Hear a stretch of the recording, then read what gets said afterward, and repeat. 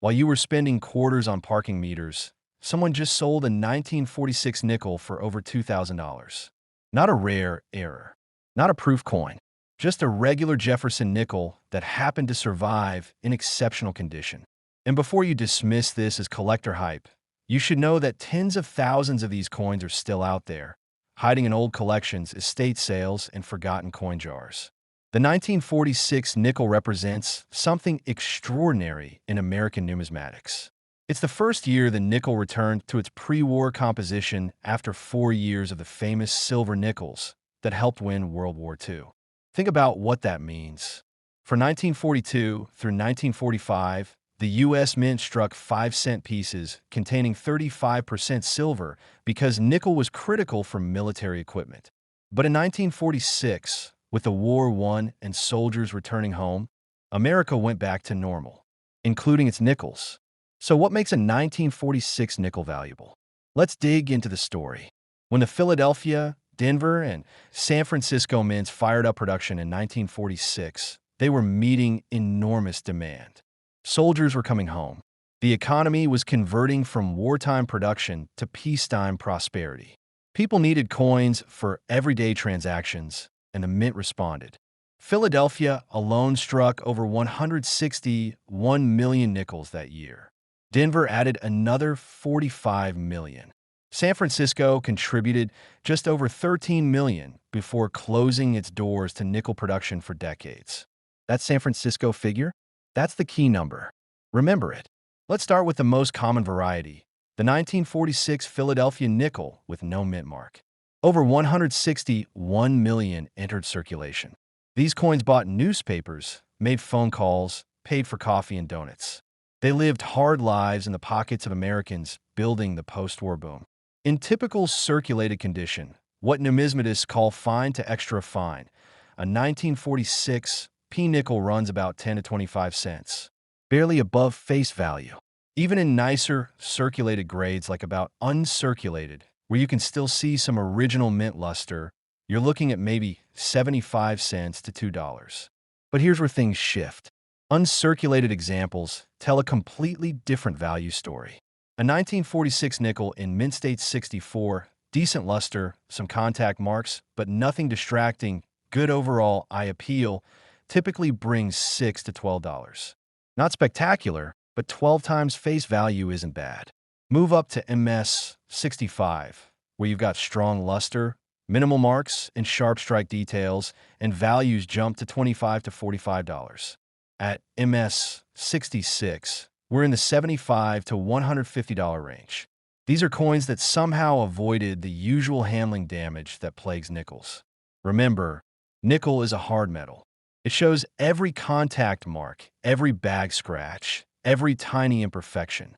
Finding one that's virtually pristine after nearly 80 years? That's genuinely difficult. MS 67 specimens can bring $400 to $700. And those rare MS 68 examples?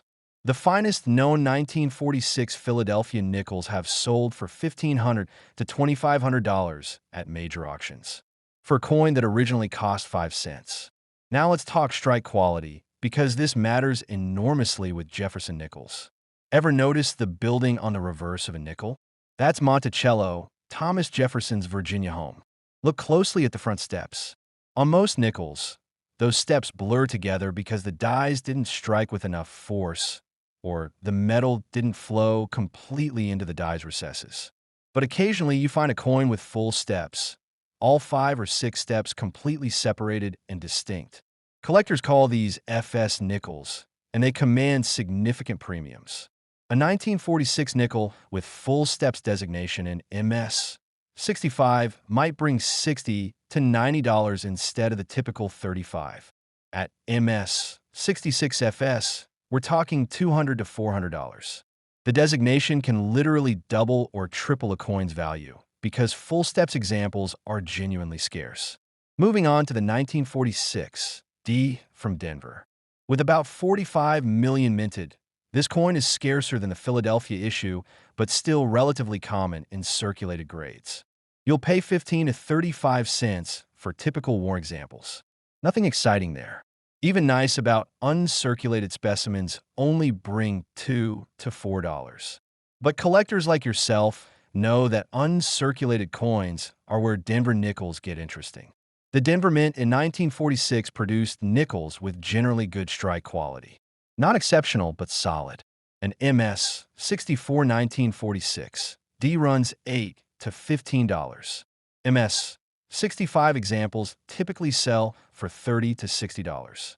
Here's where you start seeing coins with beautiful original toning. Soft golds and blues that developed over decades of careful storage in original mint bags or collection albums.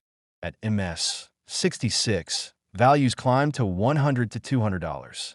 The market recognizes that high-grade Denver nickels from this era are genuinely challenging to locate. Many went straight into circulation. Others sat in rolls and bags where coins rubbed against each other, creating contact marks that prevent gem grades. MS 67 coins bring $600 to $900. And the finest MS 68 examples?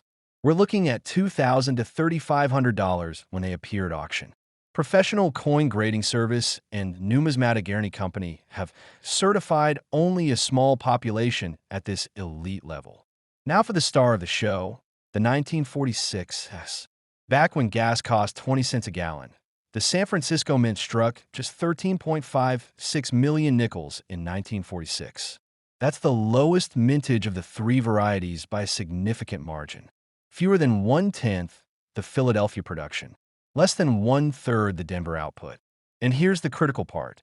San Francisco stopped producing nickels after 1946 and didn't resume until 1968. This makes the 1946 as the last San Francisco nickel for over 2 decades. Collectors recognize this significance and values reflected. Even in circulated condition, a 1946 S nickel commands respect. Worn examples bring 50 cents to $2. About uncirculated specimens run $4 to $8. These are coins that serious collectors actively seek, even in modest grades, because the date and mint mark combination carries historical importance. In uncirculated grades, the 1946 S truly shines. MS 64 examples typically sell for $25 to $40. MS 65 coins bring $70 to $130. Notice that's roughly double what comparable Philadelphia and Denver nickels command. At MS 66, we're looking at $200 to $350. The finest 1946 S nickels display exceptional luster, bright, rolling cartwheel effect across the surfaces. Some show subtle, proof-like characteristics in the fields, almost mirror-like reflectivity. These premium quality coins attract serious collector attention. MS 67 specimens can bring $1,000 to $1,800. And MS 68, the finest known 1946 S nickels have sold for $4,000 to $6,500. That's serious money for a coin you might discover in an inherited collection. Full Steps 1946 S nickels are particularly desirable. An MS 66 FS example can command $500 to $800. At MS 67 FS, values push well over $2,000 because you're combining low mintage, high grade, and exceptional strike quality. The trifecta that drives numismatic values. Your grandmother's coin jar might hold more than memories. Check those dates. Find that mint mark. Look for exceptional preservation. The 1946 nickel, especially that low mintage San Francisco issue, proves that sometimes the coins we overlook are exactly the ones we should be studying most carefully.